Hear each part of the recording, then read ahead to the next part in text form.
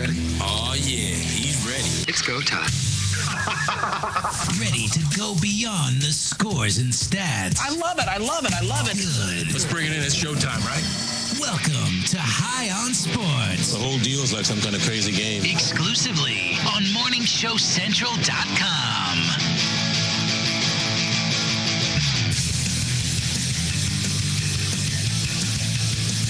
Hello and welcome to High on Sports. I'm Ralphie, and with me, as always, Ashley. And I am Von Erich. And thank you so much for joining us tonight, whether you're listening on one of the many glorious apps or at home on your computer. Thank you for making High on Sports a part of your evening. And a lot of show here to get to. But I want to remind you guys real quick, call the show, toll free, 1-888-668-0742.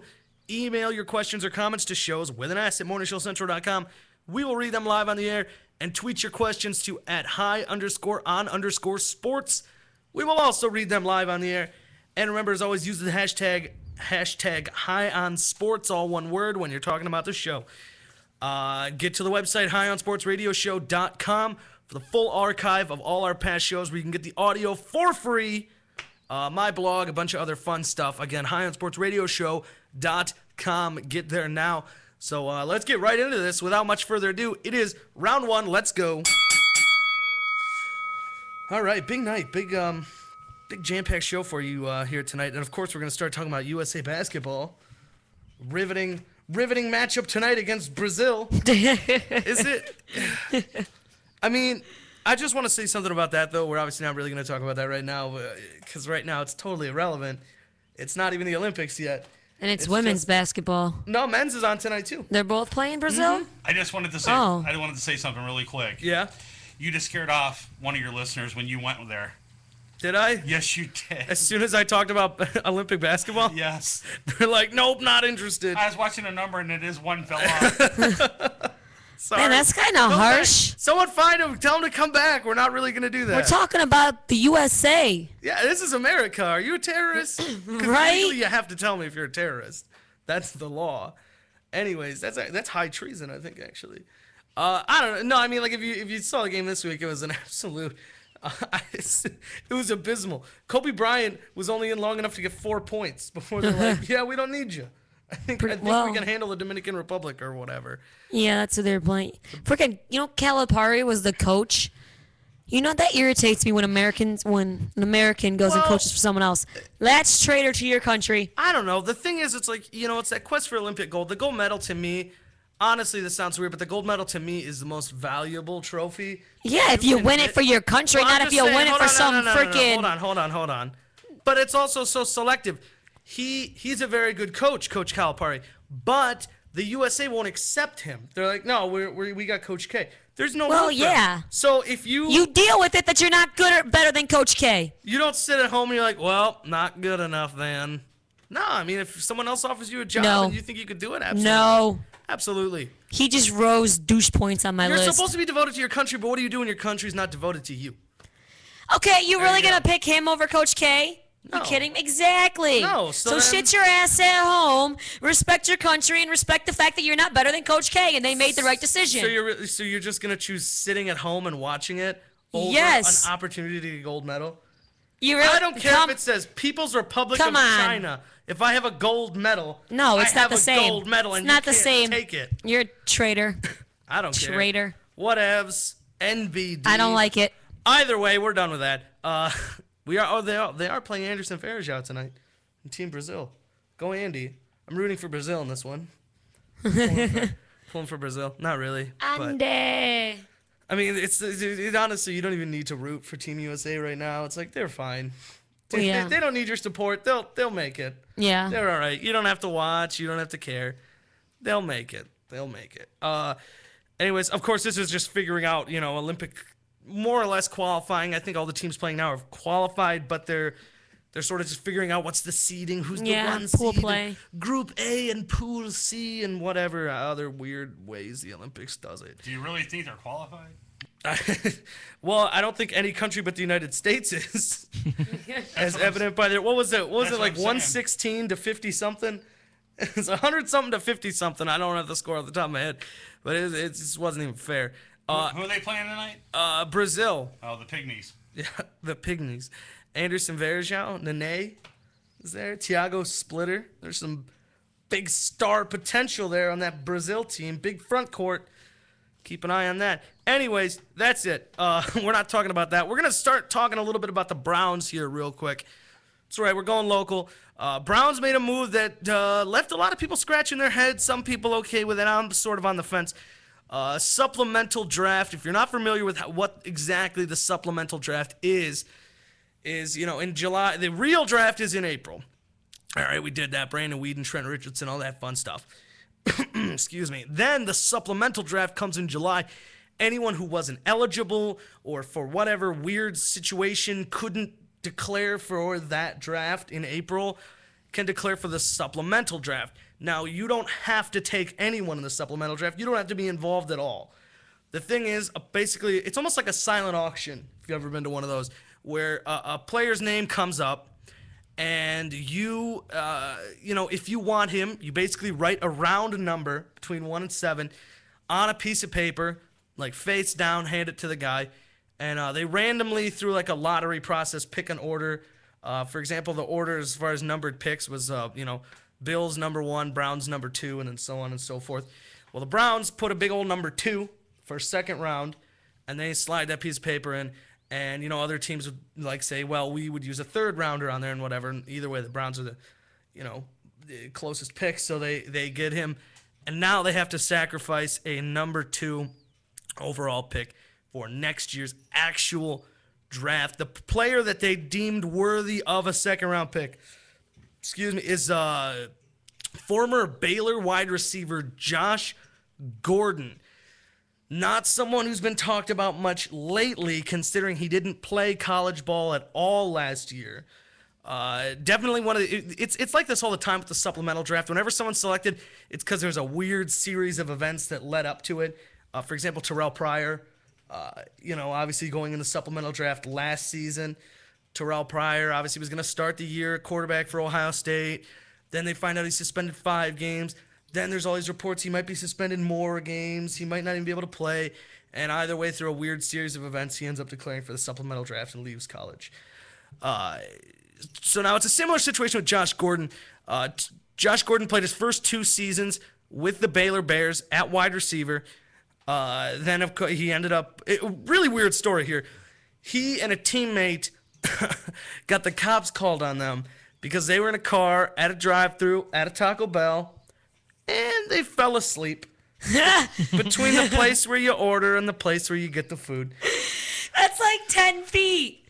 Yeah. Well, in their defense, sometimes they make you wait for over 20 minutes. That's true. Taco Bell can screw you over. They are. I worked there a long time ago. You get busy.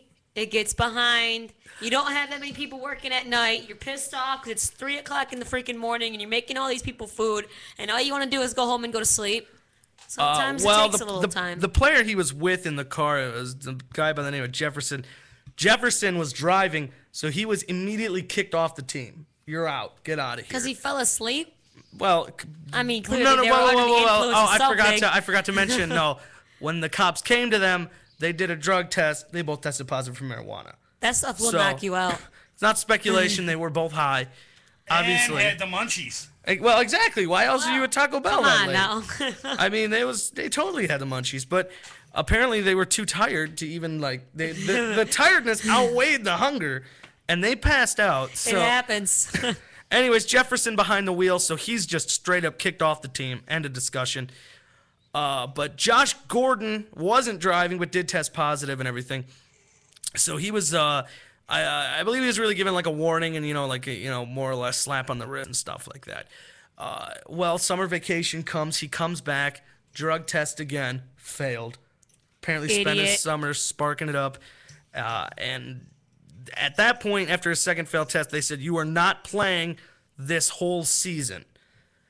He tried to declare for the supplemental draft at that point, foregoing his last 2 years. Wasn't able to, through another weird series of events. So he ended up transferring to Utah, where he still wasn't able to play, especially considering when you transfer, you have to sit a year. So basically, he just said, okay, I'm done with you, Baylor. Went to Utah, where he practiced with the team, never played once, now is declared for the supplemental draft. So that's why you just keep hearing, former Baylor Bear, even though he was part of Utah, he was a Utah Ute. No one acknowledges that because he never played a game, never even put on a uniform. Was at school a whole year for Utah. Did you say Ute? Yeah, that's the team. Utah Utes. Okay. The Utes. I know. They're one of those lazy It went names. over his head, didn't it? Yeah. The I don't get it. You don't get it? I'm lost. It's I know. the Utah Utes. A Ute is someone from Utah. Okay. You didn't see that movie with, oh, God, I can't think of the name of the movie, though. I'll get it to you. All right, Okay. figure out the name of the movie and get back to me. I'll let you know if I've seen it. Either way, he was with Utah but didn't play at all. Declares for the supplemental draft. Browns take him with the number 2 pick. Some people, it depends who you're asking about this, think if he would have played this next season, which would be his senior season, he had a shot at being a top 10 pick. Now, if that's true, if things pan out that way, the Browns made a very good move by getting a potential top 10 player with a number 2 or like a second-round pick. Yeah. That's not a bad move at all. Now, there is also the possibility that they just got a very expensive pothead, at which point that will hurt. Yeah. By the way, I should note that reports came out today that he failed a 3rd drug test in Utah, while with Utah, but he has come out and denied. He says that's not true. He says I failed 2, but I didn't fail 3. In my mind, that's semantics at that point. I know, right? When do you fail? It's like I'm not gonna argue till I'm blue in the face. Like I only failed twice, not 3 times. Because I'm not an addict. Because once you get caught once, I think you should realize they don't allow smoking weed in sports. I really think you will get, and because you got tested once, you will continue to get tested. So kind of use what brain cells you have left and stop freaking smoking. To me, a second failed test is the same as a 20th failed test, a 30th failed test, what have you. Because you got the warning. Hey, you screwed up. Do not let it happen again. Once you let it happen again, at that point, I'm done. It's just redundancy. It's just you're stupid. Yeah. You're stupid. It doesn't matter if you do this 800 more times. Yeah. You're just. It's like a drug driver who adds up 20 DUIs. Really? Exactly. Exactly. It's just redundancy. It's ridiculous. But he says he didn't fail 3rd drug test. Take him at his word because it doesn't hurt me if he's lying. Same either I mean, way. I've looked up highlights of this kid. This kid has the stuff. He is tall and he is fast, and he can make some moves if he pans out. I mean cannot stress that enough. This is a high risk, high reward scenario. Like I said, the Browns either just took a dump on a 2nd round pick and just said, screw it, we don't care about winning, or they just made a bold move that is going to advance this franchise. Because every now and then, when you see a player who has the potential to be great, you have to take a chance on him. Exactly. Because then if you're not the one who takes a chance on him when you could have and someone else does, he ends up being a Hall of Famer, well, then you're sitting there looking like a dummy. And he has since vowed, he's come out and publicly vowed to stay clean and repay the Cleveland Browns for using their 2nd round pick on him. So again, we'll see. Okay, now, a lot of people you'll be retired in 15 years, kid. Go smoke all the weed you want in 15 years. But right now, he's vowed to stay clean. So you'll be a millionaire. See what happens. You'll be able to just buy pounds and pounds of it. I have to say this though. One thing is retire. a lot of people, you'll see a lot of people online saying how stupid of a move this was. What a waste. They could have got him for 3rd. They could have got him whatever. Make no mistake about this kid. He has number 1 star receiver potential. And I cannot stress that enough. Potential. This kid has the look and the makeup of everything you need to have a definitive number 1 wide receiver. So anyone who really wants to come out and say good move or stupid move or anything like that is really you're making yourself look dumb, because there's absolutely no way we can have a final verdict on this at this time. It's gonna go either way. You really get the feeling with this kid, you're not going to wind up with a middle of the road. Yeah, it's good for 600 receiving yards, a couple of touchdowns every year. You're not going to get that from this kid. He will be a bust or he will be a massive success. That's pretty much where you are with him. So, I got it. Yeah. It was my cousin Vinny. Ah. Here. So would you say you got a better shot at them going in and not so much coming out? You could say that. I did say that. Would you say that? Yeah. Is it possible the two Utes... To what? What was that word? What word? To what? What? Did you say Utes? Yeah, two Utes. What is a Ute? Oh, excuse me, Your Honor. Two youths. Youths. That's good. Good stuff. Oh my God. My cousin Vinny Pistano. That's all I can think of here now when I hear my cousin Vinny. I'm like, Pistano? Pistano. Vinny Pistano? Where's Vinny Pistano? What's he doing here? Anyway, so That's a sweet bullpen mafia name. isn't it, really though? It's the is. perfect My cousin one. Vinny Pistano. My cousin Vinny Pistano. I saw that once after an Indians game when they do Chuck's last call. Won't get into that, but Yeah. But anyways, they did a thing where like on Twitter they had fans suggest names for players, and some were pretty good. Nasty Masty, that's whatever. I love Big League Chew. For Chew, that's like my favorite. Big League Chew and my cousin Vinny Pistano. Those are my two favorite nicknames, of the current members of the tribe. But anyways, keeping local here, one last thing about the Browns. Hot off the presses today, young safety TJ Ward. This is courtesy of our good friends TMZ. Oh, of course. It's Always TMZ. reliable Gotta for love quality sports material. Anyways, TJ Ward involved in, quote, a very heated dust-up outside an LA nightclub early Monday morning. Police actually, because of this brawl going on in this nightclub, were forced to use pepper spray on the group. It should be noted that it's kind of unfair that TJ Ward's even brought up into this because it's being reported TJ Ward was never seen throwing a punch. TJ Ward was not one of the people getting pepper sprayed. And TJ Ward left, at some point in the night.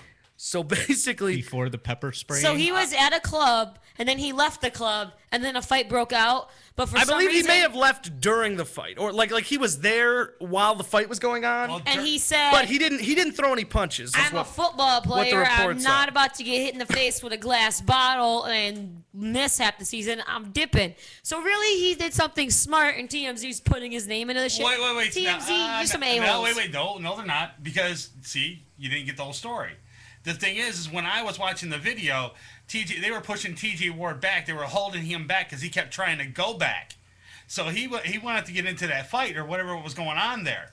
And then the guy that was filming the whole entire time kept getting close-up pictures of TJ, and you could see people trying to hold him back and push him away to get him in the car. Well, yeah. So He's got a good crew. But the fact of the matter is, the point is though, TJ Ward didn't Do anything. Whether he wanted to, it would appear as though he was going to try to do something. But either way, he ended up not doing anything. I don't think he gets punishment from the league. No, he shouldn't. Maybe if he had thrown a punch or something, But all the reports are really saying he was more or less just kind of there. Whether he wanted to be involved is one thing. But That's just either way, besides the point. the fact of the matter is, from a legal point of view, his buddies that were holding him back did hold him back. So He didn't do anything. he didn't do anything. He's got some illegal. good friends. I heart his friends. Yeah, You're smart. it'd be tough to hold back a hard hitting. Right, I'd be Young kind of safety? like, I might be Not a coverage second-guessing my- safety. Not a coverage safety. I'll hold back a coverage safety all day long. This is a hard hitting This is safety. he's I'll let you catch the ball, but after you catch that ball, I'm gonna hit you so hard you're gonna drop the ball and you're gonna be in tomorrow. Exactly. I'll hold back Sheldon Brown. I'll do that. TJ Ward's Not TJ Ward. he's a hard hitting boy. I'll hold back Dimitri Patterson. That's probably why they were holding him back. Cause they're like, if this dude throws a punch, he's gonna kill somebody. I'm going to try to set that up then. What, for me to hold back one of the Browns? Yeah. Just see if we can? Yeah, let's see if you can do it. I'll just jump on their back and be like, "What up?" Yeah. It's probably Then gonna they're have going to run into battle with you on their back and still. You're very small. There's not much You're else I can incredibly do. small. You're like 5 foot even. Or just sit on the ground and good wrap day. up their legs and be like, "You're not going anywhere." All right, well, that's it. That's it for the Browns talk for now. We're going to talk a little college football now. God, I hate this story. Oh, boy. Joe Paterno, Jerry Sandusky, splotty, freaking blah. What I hate the most about this is every time they're like, new details in the Jerry Sandusky scandal. Why is it never a good detail? Why, like, it's like every time there's a new detail, it's like it just this keeps horrible getting thing worse. happened. Why is it never like new detail? Turns out someone at some point tried to do something. No, and then you just get sit there and be like, well, they did the right thing. But no, it's like new detail. Who else screwed the hell up? Yeah. For 14 years, they said, we're just gonna ignore that this is now happening. if you haven't read, and I doubt any of you have read it, because it's a long, detailed police report. And I'm not gonna sit through that crap. It like but 75,000 pages or something? I skimmed. No, I read the whole thing for you, the viewing public. You're welcome. Thousands of pages. Anyway, whole thing. It was one hell of a weekend. Let me tell you. Either way, the freeze report goes on to say that more or less the highlights of it are that Joe Paterno knew what was going on since 1998. He knew for 14 years. Now, for those of you keeping score at home on the whole Sandusky-Paterno fiasco, you know that this was, I'm forgetting the kid's name, the redhead that was like, McCurry. Supposedly went to Joe Paterno in 2000 and told him, hey, I saw this going on. And then it was Joe Paterno who chose to, we'll sit on that. But now reports are coming out that Joe Paterno even knew 2 years prior. 2 years prior to that, he knew Sandusky had done stuff. Then 2 years later, someone comes and says, hey, right now, in that other room, he's doing stuff. So you, at that point, don't have doubt in your mind like, well, maybe he's wrong. Because you knew he's done it 2 years ago. Why wouldn't he do it again? Yeah. So it just makes it that much worse. It removes any element of disbelief that Paterno might have had. Some people held their hats on the fact that it's like, well, McQuarrie said that to him. But why would but Joe Pa, there's no proof. There was no proof. But the proof was you knew 2 years ago. Yeah. So now when someone comes to you with it now, you know that's true. Yeah. And what do? Him and the athletic director, president, whoever else was in charge, they said, well, this could really hurt the football team, so we're just going to throw it under the covers. By the way, this story spans back even further. It's like the Star Wars movies, how you think it's the whole thing, and then there's all these prequels that happen. Right. And it's like, I didn't know those happened. It's like people coming forward today saying that they were molested by Sandusky in the 1980s and in the 1970s, when he wasn't just a creepy old man, he was just a creepy man. And so this may have been going on since the 1970s. That's ridiculous. Pre-Reagan. That's ridiculous. Oh my God. This is absolutely insane. Yeah. And that's the part that irritates me is they kept saying they were trying to protect the football program. And yes, you know what? Having a coach on the coaching staff who's doing that. But but if you come forward, I think that would, obviously it'd be like a dark spot for a minute because you're like, oh, one of your coaches is doing this. But then the fact that you, had Joe the Paterno would be a hero. To come forward, then you're like a hero. The media would paint Joe Paterno as a hero to children. Because they're like, oh, you did something about it to stop this. And it would end up working out. It would have worked out more in their favor than just ignoring it and saying, we don't want to hit the football program because it makes millions of dollars. Now, it should be noted, Joe Paterno obviously honored in many places in many different ways, given the long, lustrous career he had. A couple honors being taken away right now. At the Nike Center, wherever that is, they had the Joe Paterno Youth Center. Joe Paterno's name has been taken off the building. Damn. It should also be noted that there was a mural painted of Joe Paterno a while ago, a couple years ago. Joe Paterno and his whole family and everything. When he died, a halo was added above Joe Paterno's head in the painting. That halo has been painted over to remove that halo from it. And now only one thing is left standing with a question mark. What do you do with this statue? And I say it hurts, but knock that son of a bitch down. I know. It's tough. Because you can't ignore, prior to all this happening, obviously no one's ever going to remember the career that he had, and that's how he got the statue put up, because he's one of the greatest college football coaches ever. But then now, and that's why, but every time you look at the statue now, this and Jerry Sandusky is all you're going I to can think honestly about. say, and I understand the feelings different in College Town, where they live and everything in that area. But I can honestly say, at this point in time, when I hear someone says Joe Paterno, this is what my mind jumps to. Yeah. I don't think of the decades he spent coaching Penn State and everything. That's Like all I you used think to. about. You say Joe Paterno, I think this old ass guy still coaching and Yeah. everything.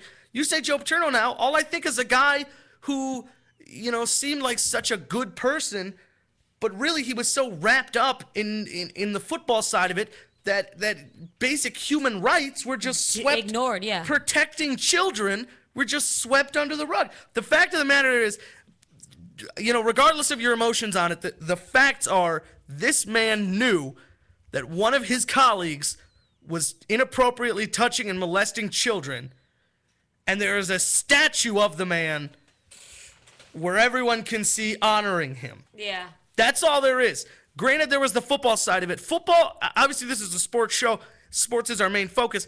But football, really, it doesn't even play into this. No. It's just the fact that there is a statue of a man who covered multiple times for a child molester. Yeah. And there's just a statue of him right there, honoring him.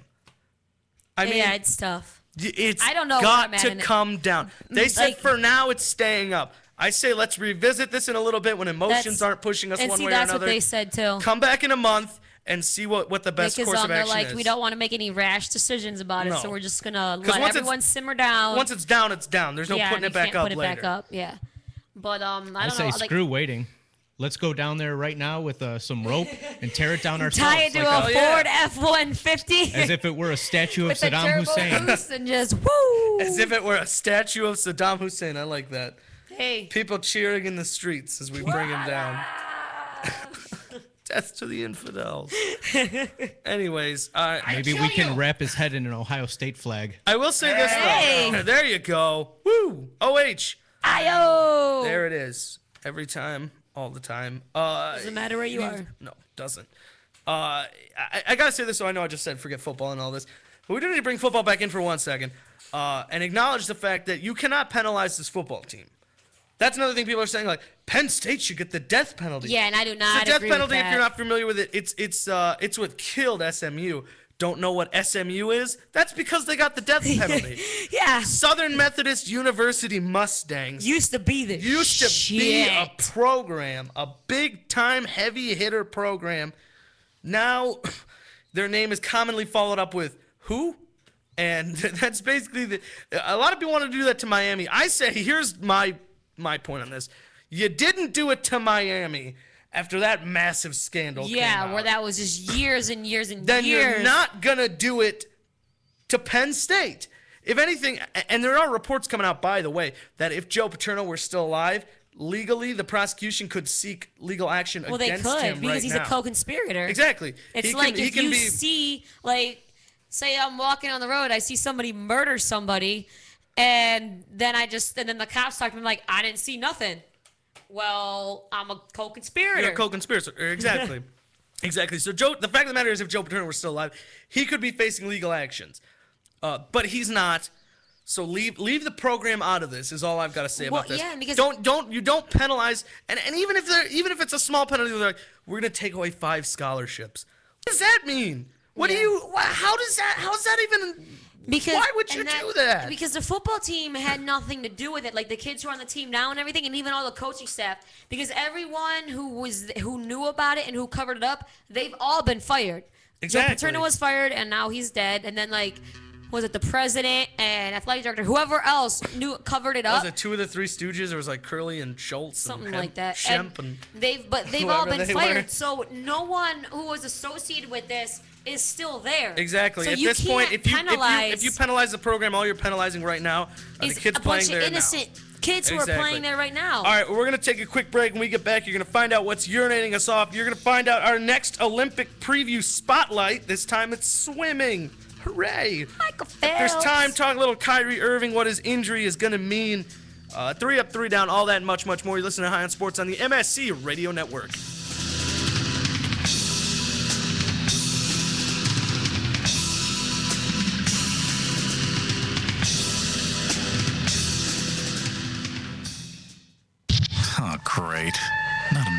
Farmville request. Check us out on Facebook at facebook.com/Morning Show Central. Denying one Farmville request at a time. I'm Eric Posted from NeoWeather.com, bringing you your MSC weather forecast here on this Monday, July 16th, 2012. Well, after a mostly sunny Monday, we'll have a clear overnight for your Monday night. The lows will stay warm and humid as we'll only drop into the lower 70s across the region. Tuesday will be heating up once again with sunny skies and highs reaching the low to mid 90s in most places. More of the same for Wednesday. We'll be dealing with some sunshine, but we're going to bring in an isolated risk for a few showers and storms. We will be a little cooler, though, in the middle and upper 80s, and more dry weather for Thursday with highs in the low to mid 80s. Call the show toll free. 1-888-668-0742. You're listening to Morning Show Central Radio Network on morningshowcentral.com. Oh my! What's that? We're coming, Little Rock.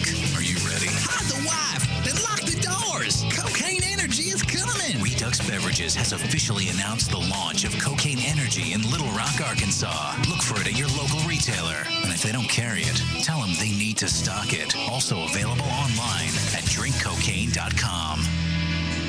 If you live the lifestyle, then you should arrive in style. Lifestyle Limousine Service. Whether it's dinner for two, an evening at the winery, or a night out on the town, Lifestyle Limousine provides extraordinary service. Check them out on the web, lifestylelimousineservice.com. Reserve your ride now. 330-903-0508. 330-903-0508. Lifestyle Limousine Service. And make sure you tell them Morning Show Central Radio Network sent you.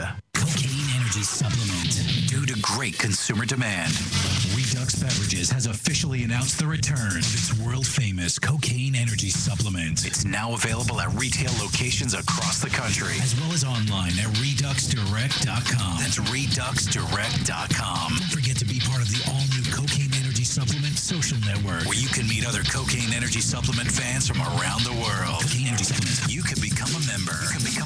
By logging on to lovecocaine.com. Pete 99 Technologies. Affordable and reliable web hosting done right. Jumping from one web host to another can be frustrating. Finding a good web host can be unnerving for even the most experienced of web designers. That's why Uncensored Net Noise has chosen P99 Technologies as its web hosting supplier. Established in 1999, P99 Technologies has evolved into a first-class web hosting provider. Its 99.9% uptime rivals many in the industry. That's why they offer their 30-day guarantee, no questions asked. For more information, go to P99.com. P99 Technologies will help you get started with your web presence with honest and expert customer service. P99 Technologies. Affordable and reliable web hosting done right. Rise above the clutter, brand your identity, and make a statement. Broken Fan Media. Expert video production, television and web commercials, music video, real estate tours, live concerts and events, state-of-the-art post-production, video and audio editing. Check us out on the web at brokenfanmedia.com. 434-944-0472. Broken Fan Media.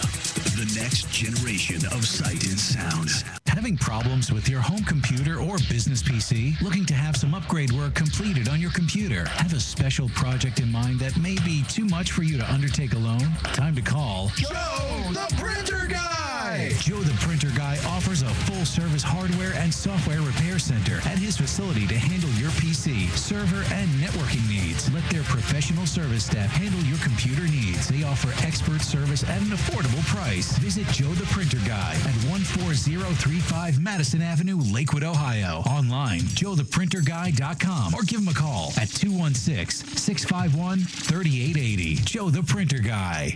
If you're looking for the best in musical equipment, recording gear, sound reinforcement, and more, more. Guitar Center has you covered. Guitar Center, located at 26635 Brook Park Road in North Olmsted, has the tools of your trade with the largest selection of music and sound gear in the area. They cater to your musical needs and have the knowledge to help you out. Guitar Center in North Olmsted. MorningShowCentral.com uses them. You should too. Need to know more? Go to GuitarCenter.com. You're listening to MSC Radio Network, and like anything else on the internet, it runs on computers. Lots of computers. And you know, when you're dealing with computers, hard drives sometimes crash. That happened here at MSC, and you know what saved them? Rectified backup software. Don't believe us? Well, ask yourself this question. Are you backed up? Probably not. So don't be that guy and wait till it's too late. MSC did their research and tried tons of different backup programs and chose Rectified backup software. You know, peace of mind is priceless, and Rectify can give you and your computer system that peace of mind. Find out more at rectify.com. That's RECTIPHY.com. Looking for reliable and affordable Shoutcast audio or video hosting? JWN Media offers complete Shoutcast hosting solutions for business or personal use. All plans come with full listener stats, custom web scripts for implementing your service into your existing website, full server control, super fast network, and huge bandwidth limits. A 99.5% uptime guarantee and friendly, knowledgeable support personnel dedicated to making your hosting experience fun and easy. With plans starting at only $3 a month, you have no excuse not to get a server of your own. Plus, with the option to add auto DJ and on-demand services, you can be confident your station will be all it can be. Custom plans are also available at their website. Simply visit jwnmedia.com and click the Shoutcast hosting link to get started right now. Oh, wow. Language. Okay, he was PMSing. You're listening to Morning Show Central Radio Network.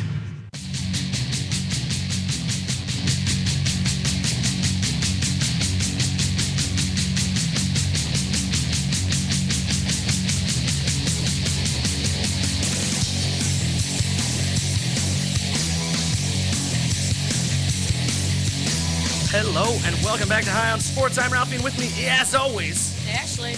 And I am Von Erich. I've said it before, and I will say it again, the best starting lineup in sports radio, period. You know it. Excuse me. Anyways, thank you so much for joining us tonight, whether it's on one of our many glorious apps or at home on your computer. Remember, as always, email your questions or comments to shows with an S at morningshowcentral.com. Call the show toll-free 1-888-668-0742. Tweet your questions or comments to @high_on_sports. Or hashtag us. And hashtag High on Sports, one word, if you've got something to say about the show. And again, if it's good, we'll share it on the air. Get to the website, highonsportsradioshow.com, for the past archive of all our shows. Download the audio for free in its entirety, as God intended. And check out my blog and all that other fun stuff, highonsportsradioshow.com. And remember, as always, get into the chat room if you're watching the show on MSC, which you probably are. You'll notice to the right of the viewer is a place to log into a chat room that asks for a password. You do not need to put one. Just put a name, hit enter. You're immediately logged in, talking to myself, Ashley, Von Erich, and whoever else may be in there. I'm in there as a special name this week, The Dark Ralphie Rises, the climactic end to the Ralphie trilogy. So you want to check that out. I don't know, it's stupid. Anyways, we got a jam-packed show for you here, second half, so let's get right into things here. It is round two, let's go. The deuce. All right, it is time for a staple of High on Sports, and that is, of course, what's urinating us off. And we're going to start, as we always do, with Von Erich. Von Erich, what is urinating you off? Well, we had some talk in the first half of the show about statues, and as well as the Joe Paterno statue thing urinating all of us off, I'm sure. There's another statue that's not quite built yet that is urinating me off, and I believe we got a picture of it up on the computer screen. Yes, we do. Can we switch to that? We're there. All right. All right, as you can see, the future home of the Jim Thome statue, and you can see him there with a Indians jersey on with his famous batting stance. What urinates me off is this is a guy that only spent one half of his career with us. If even that. He's been playing for so long, it might even be less than a half by now. Well, he was with us for, what, 10 years?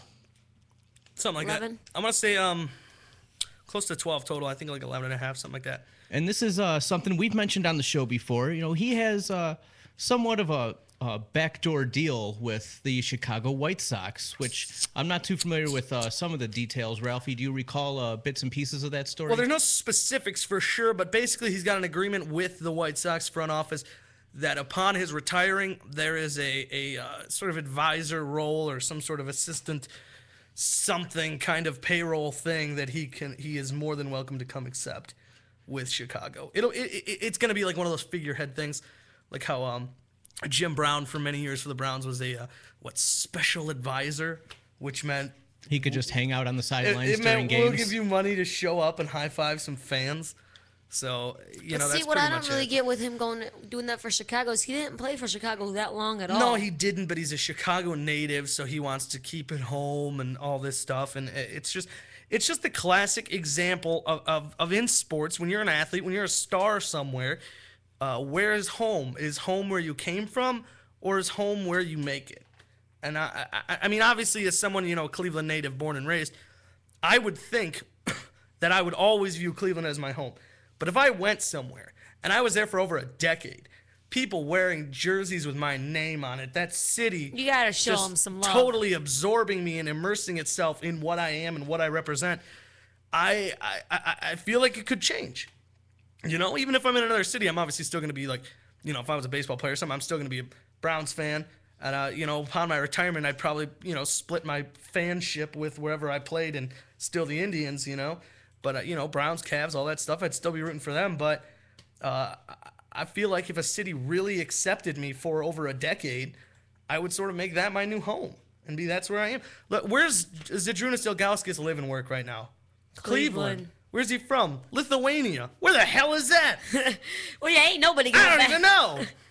Is that the place where it's always snowing or no? I think it's the Eastern Europe. That's Greenland. Or the what? It's in the European area. Some kind of Europe something, whatever. They Western got a stronger Europe. dollar over there, and he's over here. What? They do. My brother had to go to Latvia for a month with his Marine stuff. He had to, every time he tried to take out, he wanted to spend like $80 American, he had to spend like $100. Right? He'd spend like, or he'd be like... He's leaving where he was born and raised, and a stronger dollar over there to come be in Cleveland and live his life here as a he's a weird position because we just mentioned the weird positions they give to former players, sort of like assistant advisor to this or whatever.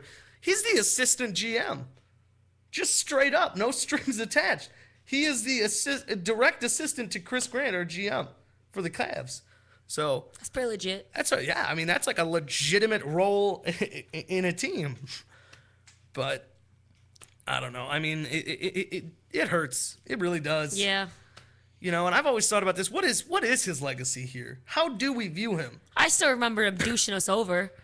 I mean, he went for a higher dollar amount. It wasn't even that much higher. No. Because he said, you're gonna pay me this much. Well, they're gonna pay me like $2 million more. So, deuces. Really, Jim Thome? Screw you. And there's so many more Indians, much more deserving than Jim Thome for a statue. Kenny Lofton. I would say more so than more so than Jim Thome. There you go. He was here 3 times, Kenny Lofton. I still have Granted, Omar. he was everywhere else. Yeah, every single else. Omar's still my favorite, and he'll always be my favorite. That's true. Baerga, too. Carlos Baerga? Omar Vizquel? Sure. Mike Hargrove? No. Yeah. He was not. Yes. No. Because everyone thinks he was the best manager ever. He's still here? He's still here. He's here right now, working. We should have won the World Series in '95 and '97. He's still here Sandy working. Alomar. Yeah, he's still here working. Give Sandy Alomar a statue. Give that man a statue. Where's Jose Mesa's statue? No. Oh. Bob Wickman. No. I could do this all day. Oh, poor Jose Mesa. Where's a second Bob Feller statue? Blows like one save in a year, and it happens to come in Game 7 of the World Series. Am I the only one outraged we only have one statue of Bob Feller? Well, going back to Hargrove, he's still doing work here in Cleveland. Yeah. Absolutely. He's doing drug mart commercials. So we technically don't even need one of those figurehead deals. We don't even need a Hargrove advisor. We don't even need a Hargrove statue right now. We can just have him stand out front of the stadium. Right. He's still here, so just hang out in front and don't move for like 20 minutes. Sandy Alomar needs a statue. Yeah. Give that man a statue. How about shoeless Joe Jackson? I want a shoeless Joe Jackson. How about Ray Chapman? There you go. We could do this all day. And we put a helmet on him. Where's a Ben Francisco? He was here for like a year. Get the hell out Hey, of we here. just saw him this weekend. He's with the Blue Jays. He is. Rocky Colavito. Maybe once we put a statue of him, the curse will end. We could put a statue and pull it down Saddam Hussein style. Here, I got one that's going to piss you off. Ready? Yeah, go ahead. Albert Bell. Hey, I like Albert why Bell. not? Don't We hate could on put- Albert, no. but that man could hit the ball a mile. we could really exemplify what he is. It could be a statue of Albert Bell, and then the statue is swinging his bat into a child or something, you know? Just to be like, this is what he was. That's kind of harsh. Look, man, he was an angry player. I get it, but the man could play baseball. Yeah. Manny. No. Is Mitch? You know what? Manny was a douche, but he's probably one of the purest hitters ever to play the game. Oh, yeah, he's phenomenal, but no. The man doesn't know a thing about playing outfield. I'm just thinking. But he could swing the bat better than 90% of the people who have ever touched the I baseball. think every MLB team should have a Jamie Moyer statue. Oh my God. I'm thinking anything from like the 90s. Yeah, 90s was a heyday, man. How about the first African American player in the American League, which would be Larry Doby? Larry Doby. Wait, there's no Larry Doby statue. That's an abomination. There should, honestly, of all the people we just mentioned, first and foremost, there should be a Larry Doby statue. There should have been one here already. Right next to Feller. Or they could just totally go off the grid and like put a Kareem Abdul-Jabbar statue because the Lakers have been so reluctant to. You know, like adopt Kareem Abdul-Jabbar as like into Cleveland. Be like, we'll love you, Kareem Abdul-Jabbar. Didn't we do that with Shaq? We took him for a year and he pretty much was a statue. How he played. He's about as mobile as one. He became an honorary cop or something. Yeah, wherever he goes, he just becomes a cop. And then tweets at people and just does weird Shaq stuff. Anyways. He performs random acts of Shaqness. Oh, random. Yeah, that's right. There was this one that it bothered me. It was he did on Twitter once when he was, you know, with the Celtics in his last season. He tweeted, meet me at like this park in like Boston. He's like, well, I'm gonna be a human statue all day. And I thought he was gonna go for one day and just like 4 hours or something, don't move. And just be a human statue at the park. But no, he was like sitting down and then he'd like stop moving for like a little bit and just like kind of sit there for like 15 minutes and then like get up and stretch and then just like go in a different way. It's like, this is just stupid. You're wasting all of our time. Or he dresses in dresses. That's true. He does that too. Anyway, so good urinating off on Eric. Always nice to spark a, Indians history / statue debate. That's pretty good. Good stuff. Good stuff. If you have an idea for a statue that we left off, what do you think the Indians' next priority in the statue department is? Email it to us, shows@morningshowcentral.com. Call in at 1-888-668-0742 or tweet at @high_on_sports or #high_on_sports. And let us know what you think the next statue, really not even just the Indians, the next statue in the Cleveland area should be from a sports standpoint. Beside all these dragons on East 40th. We got dragons and we don't have Larry Doby.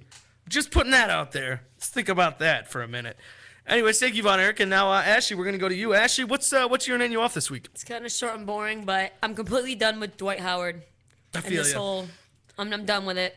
feel Every you. day it's, where's Dwight Howard going next? Where's he going next? Oh, he's going to the Nets. Oh, nope, he's not going to the Nets. Oh, he's going to the Lakers. Oh, maybe he's going to Houston. Nobody cares anymore. It was ballsy what Brooke Lopez did to end this whole Dwight Howard That was thing pretty funny. in Brooklyn. If you hadn't heard, the centerpiece really of the trade to get Dwight Howard for the Nets was going to be a sign and trade on restricted free agent Brooke Lopez. And if you're not familiar, real quick, with what a restricted free agent is, it means if I'm a restricted free agent, I can go talk to anyone and sign an offer sheet from anyone.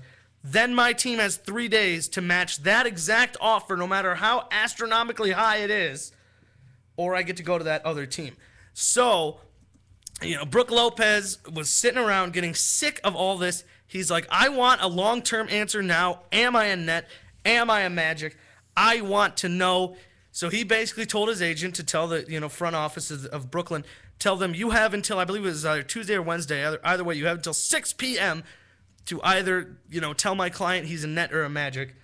And he basically said if you don't sign him by that time, or trade him with a sign and trade by that time, he is going to go look for another deal somewhere else that you would have to match if you want to keep him. And once you re-sign a player, you can't trade them at the earliest until December. You can't sign them and then trade them the next day. It has to be a sign and trade as a single process, single transaction, or you sign them and you're keeping them until at least December. So basically, Brook Lopez really just ended this whole thing because he's like, I'm done. I'm sick of the wait and see. By the way, we did report on it last week. The Cavs did pull out of that prospective trade. And then there were all these reports that if the Cavs pulled out, the Bobcats would come in. But once the Cavs pulled out, it really was like a house of cards. The whole thing just went tumbling down. And so you're welcome out there, America.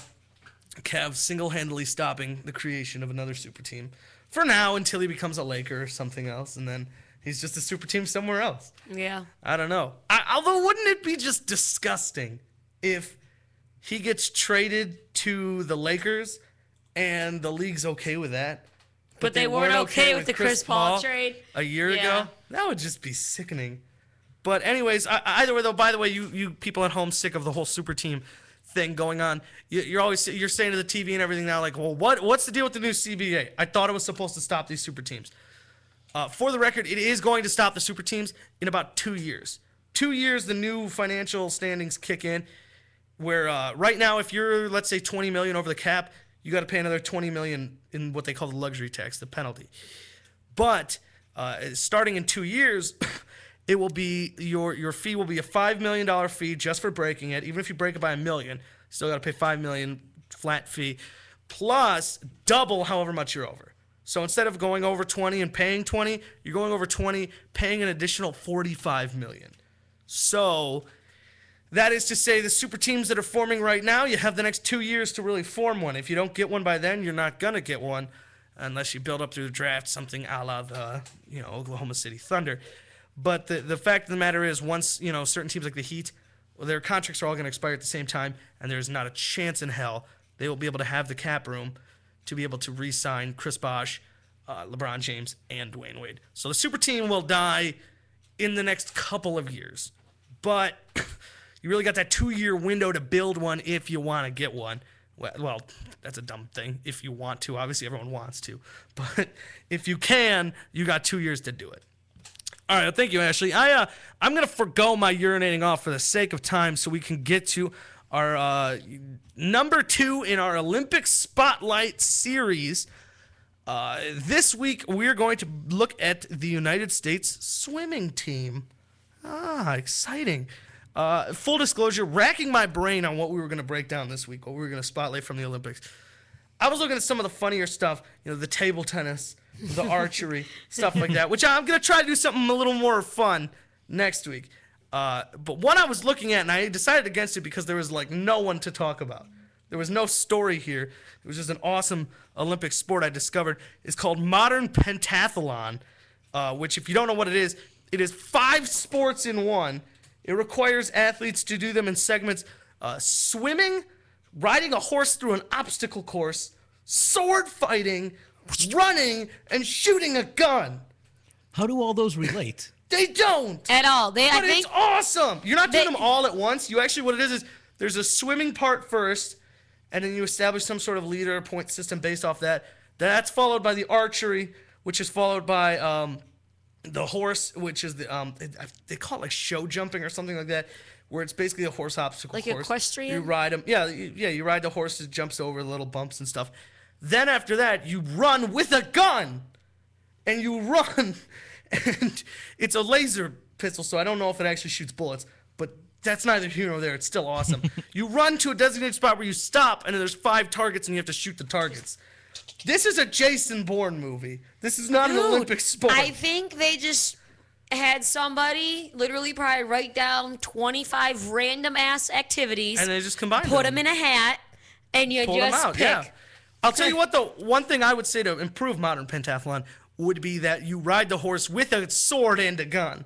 Combine the 3 of them into one thing. And you've got a sword fight with someone while you're shooting targets, and they're on a horse. While your horse is jumping little and it's obstacles. just awesome. But that's not what we're here to talk about. We're here to talk about the swim team, the U.S. swim team. Which is the bomb.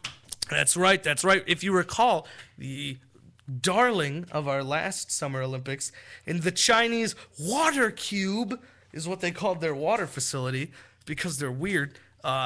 Michael Phelps won 8 Olympic golds. He's already got 14 total golds. Michael Phelps is... He could stop now, and he's had one of the best Olympic careers ever. Like, the way he is the perfect swimmer. He was like born, and his body is like shaped.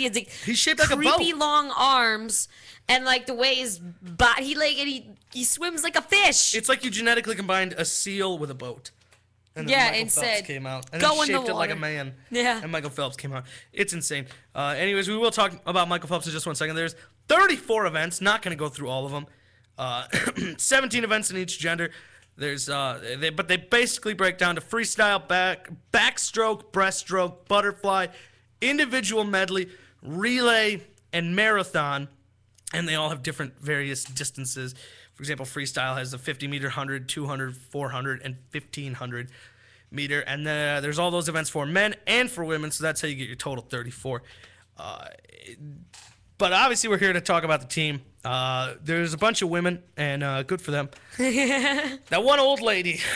She didn't, Amanda Beard? Amanda Beard, she didn't make it. Was that the old lady? That was the blonde with the guy's body? I think that's the name that's been in the Olympics for the last 25 years. There was that woman. Was a soccer player. Amanda Beard? No, Amanda Beard's a swimmer. I just don't remember if it's that old. I thought she was an actress on Nickelodeon or something. That's Amanda Bynes. That's Amanda Bynes, okay. yeah. That's Summer Sanders from Figure It Out. Anyways, but the men, obviously, 2 real players to highlight. These are your 2 players to watch from the U.S. swim team. Bringing the gold to America. Michael Phelps competing in the 200-meter, 400-meter, 100-meter fly. These are all different events and whatever. 200-meter fly, 800-meter free relay. And I believe there's some other things, but that's all I have for sure in front of me. And then you've got his new competition, the young gun, tried to make a run at this. Already beating Phelps in some qualifying events. Well, I mean, he's been swimming with Phelps for the last 4 years. What is it? Help me with his name. Lochte. Ryan Lochte.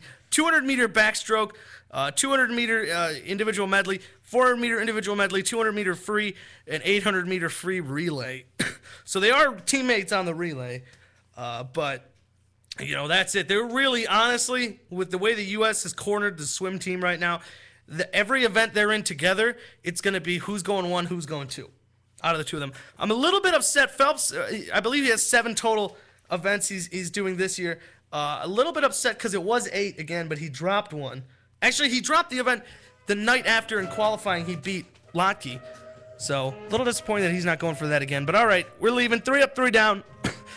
Down at number 3, the American League in baseball lost to the National League 8-0. That's rough. Ouch. Down number 2, Terrell Owens may face jail time for not paying child support. Down number 1, really didn't get into this, but Kyrie Irving broke a bone in his hand by slapping a wall that had a little less padding than he thought. Surgery is Wednesday. It happens. I know. 4 to 8 Kyrie. weeks. He's out for this stupid Olympic crap. But he'll be fine for the start of the season. Don't you fret. We've all done it. We've all hit a wall or 2 in our life. Up number 3, Syracuse, because they have been allowed to leave the Big East for the ACC 1 year earlier than they were supposed to. July 1st, 2013, next year. Up number 2, Ben Sheets, after 2 years out of the league, returned to MLB this week with 6 innings, 2 hits, 5 strikeouts in a win against the Mets. He's got the same amount of wins as Cliff Lee. Yeah, there you go.